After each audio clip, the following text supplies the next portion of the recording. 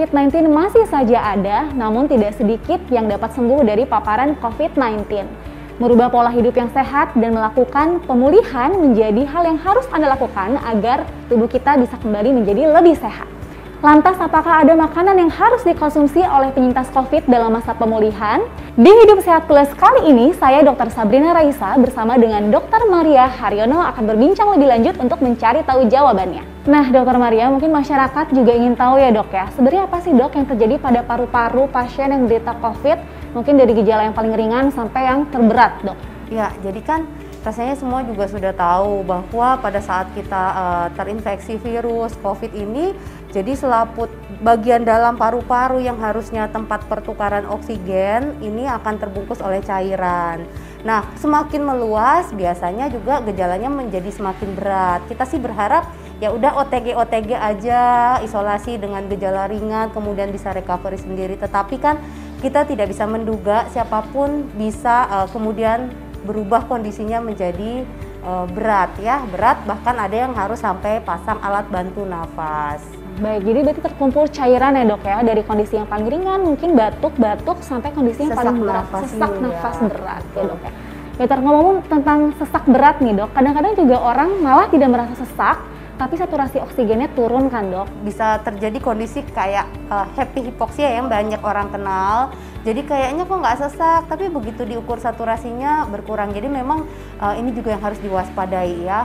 Tetapi syukurlah ternyata yang sembuh juga banyak. Betul, gitu ya. Ini juga harus kita perhatikan bahwa proses recovery, proses penyembuhan ini juga harus didukung maksimal supaya berikutnya aktivitasnya bisa berjalan dengan baik. Nah, ini apakah ada makanan tertentu untuk penyintas COVID yang lagi dalam masa pemulihan untuk membuat kondisi pemulihannya semakin cepat?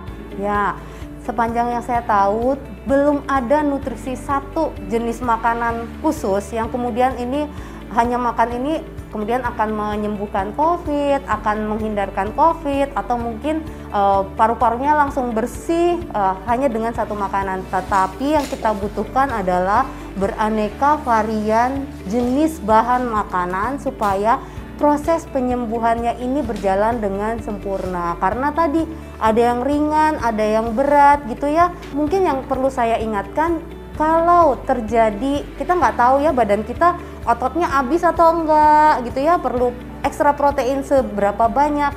Tetapi yang paling gampang sebenarnya coba cek berat badannya. Kalau terjadi penurunan berat badan yang drastis, nah ini harus waspada karena kita harus bisa memberikan tambahan makanan. Karena kalau pada saat sakit dari ringan sampai yang berat, sakit COVID ini, terkena COVID, tambahan energi yang namanya energi untuk tubuh kita itu diperlukan. Sekarang energi ini berapa banyak tambahannya itu bisa juga berbeda-beda setiap orang. Kadang-kadang ada pasien yang COVID-nya dia sudah sembuh, tapi gejalanya masih terus berlanjut, termasuk gejala anosmia. Nah itu kadang-kadang bikin tidak selera makan kan dok, dan lalu pasien memilih untuk menggantikan makanan utamanya itu dengan susu, suplemen gitu. Boleh. Nah, itu jadi gini, apapun sebenarnya boleh dilakukan, yang harus diperhatikan adalah item yang akan kita konsumsi. Jangan sampai item yang kita konsumsi ini justru memperberatkan.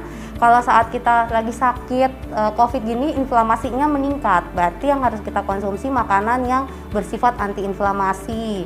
Lalu lagi makanan yang bersifat membantu penyembuhan seperti makanan tinggi protein. Nanti kita bisa bahas.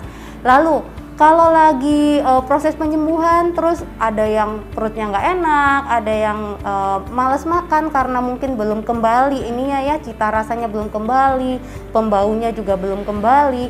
Nah, solusinya adalah memang schedulekan, jadi atur jadwal makannya, kemudian setiap kali makan ubah-ubah tekstur, ubah-ubah rasa, ini juga supaya untuk melatih cita rasa supaya bisa kembali normal. Selain itu bonusnya ya asupan makannya bisa terjamin, jangan sampai sudah selesai, udah negatif, tapi badannya mengurus, timbul masalah yang lain, kita nggak kepengen seperti itu ya. Nah dok, ini di depan kita telah ada bahan-bahan makanan ya dok ya, yang bagus dikonsumsi saat kita pemulihan atau recovery nih dok. Seperti contohnya ada bayam hijau, brokoli, jeruk, tempe, tahu, dan telur. Nah ini bagaimana nih dok?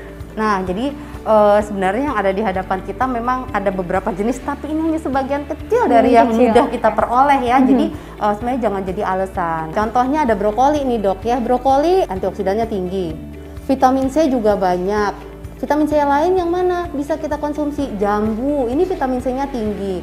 Belum lagi jeruk yang warna orange yang lain, ini vitamin C-nya bagus. Lalu ada lagi bayam. Bayam juga mudah olahnya gitu ya, gampang, murah ya. Nah, bayam ini selain vitamin C sebenarnya mengandung asam folat dan zat besi. Tetapi zat besi memang diharapkan yang mudah diolah oleh badan kita itu kalau zat besinya berasal dari makanan sumber yang hewan, jadi hewani gitu ya. Nah, ini juga sudah jadi alternatif untuk konsumsi kita sehari-hari. Kombinasi lagi dengan wortel, kemudian terong, kemudian lagi putren, jagung muda ya. Ini juga kan menjadi sumber nutrisi yang baik. Oke, lalu jeruk. Jeruk ini orang mengenal tinggi vitamin C. Ya, tadi kita udah bahas ya, vitamin C termasuk sumber antioksidan yang baik bagi tubuh kita ya. Antioksidan yang lain juga ada. Selain itu seratnya juga baik buat kesehatan pencernaan, karena pada saat kita fase recovery sebenarnya kita juga harus memperhatikan suasana lingkungan saluran cerna kita supaya bekerjanya lebih baik. Jadi ada yang namanya kuman yang baik atau kita kenal dengan probiotik di dalam saluran cerna. Jadi di sini walaupun yang dipegang oleh dokter ini adalah jeruk, tetapi sebenarnya buah yang lain boleh banget. Ya, ada buah naga, pepaya, pisang, silahkan sekali. Ya, yang warna-warni dan mudah diperoleh. Lalu tadi protein nih dok. Nah, orang Indonesia senangnya makan tahu dan tempe. Silahkan sekali.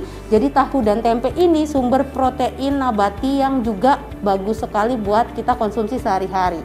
Jadi buat alternatif, karena yang namanya manusia biasanya bosenan gitu ya, kalau makannya tempe terus akhirnya bosan. Ya ganti pakai tahu, ganti lagi pakai putih telur yang pengolahannya silahkan dengan cara yang disukai masing-masing. Tetapi standarnya tolong jangan sering-sering digoreng.